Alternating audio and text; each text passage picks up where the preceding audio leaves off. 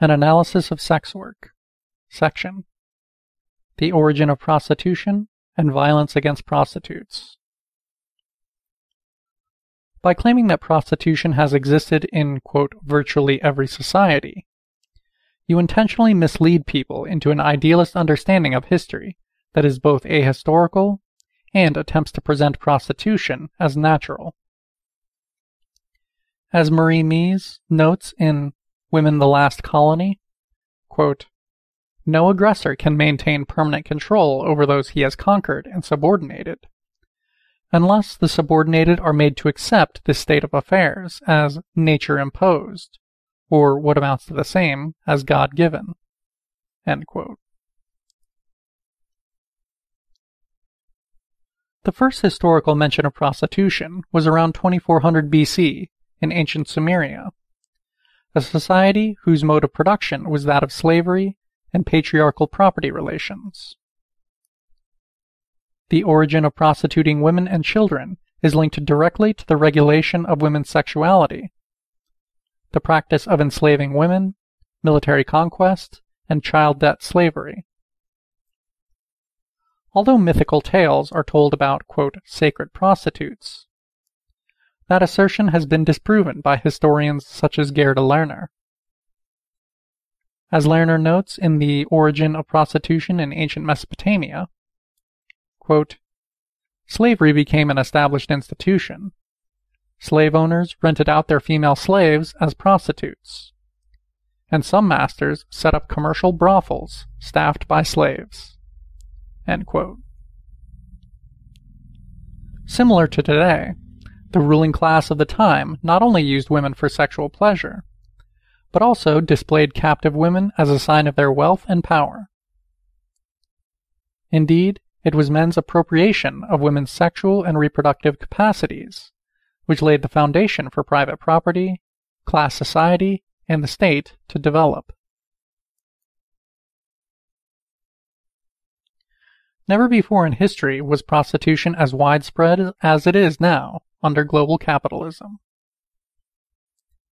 Engels notes in Socialism, Utopian and Scientific that as industry developed on the capitalist basis of production, poverty and misery of the working classes became widespread. He stated that, quote, oppression by force was replaced by corruption, the sword, as the first social lever, by gold. End quote. In previous modes of production, the force of the sword is what disciplined the masses into submission to the desires of the ruling class. Under capitalism, however, the sword has been largely replaced by money. Quote, the right of the first night, or the legal right in feudal Europe, which allowed lords to sleep with women of subordinated classes, quote, was transferred from the feudal lords to the bourgeois manufacturers. End quote. And with that transition, Engels noted, quote, prostitution increased to an extent never heard of. End quote.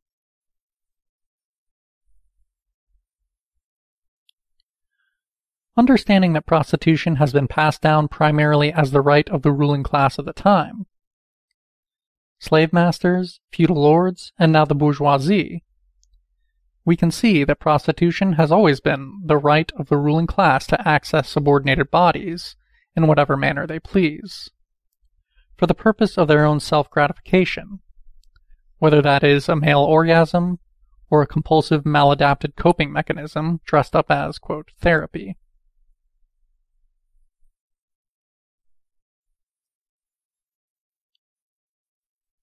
To believe that prostitutes are not under coercion because of the absence of physical force, although to be clear, in many situations they are, is to misunderstand that it is money and capital which act as the, quote, first social lever in capitalist society.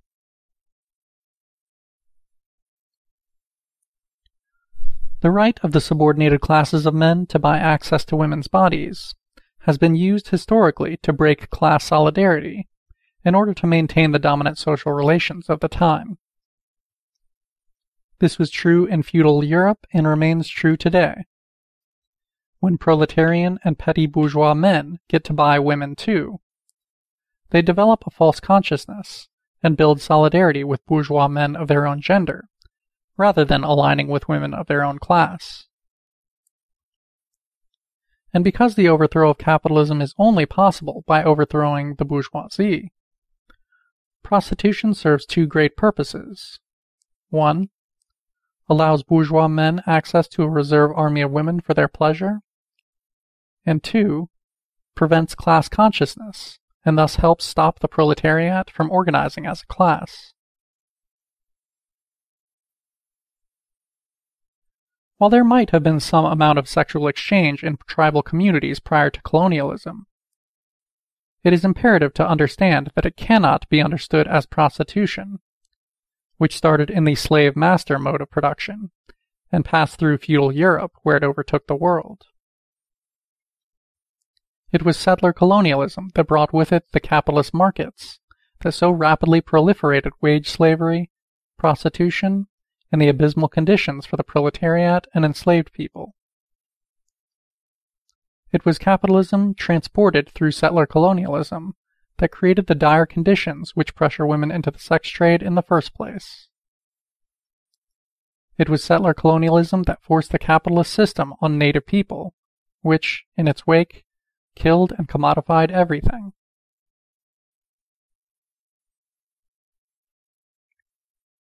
The claim that increases in prostitution is due to, quote, women's increasing economic power and busier executive schedules, end quote, is incorrect and is an attempt to sanitize the real reasons prostitution is on the rise.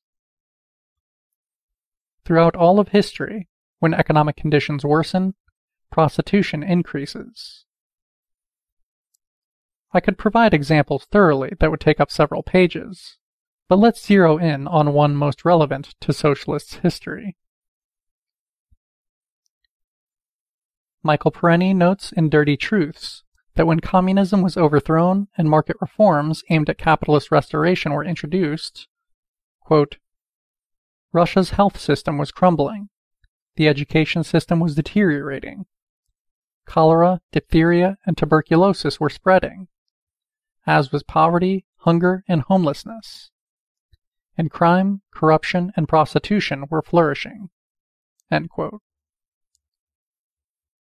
He goes on to state that, quote, whatever economic democracy the communists had managed to put together, including the guaranteed right to a job, medical care, and education, and subsidized food, housing, and utilities, was being scuttled, end quote. When material conditions worsened, prostitution increased because people are more desperate to survive.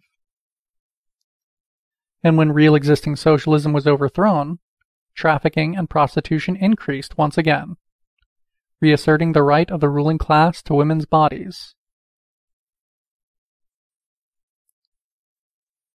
Anuradha Gandhi, a Maoist revolutionary feminist from India, noted in her 2001 International Women's Day speech that, quote, the cosmetic industry, tourism, and bourgeois media have degraded the women's body as never before, without any respect for their individuality, and that, quote, this, coupled with mass poverty, has led to entire populations turning to prostitution, as witnessed in East Europe, East Asia, Nepal, etc., end quote.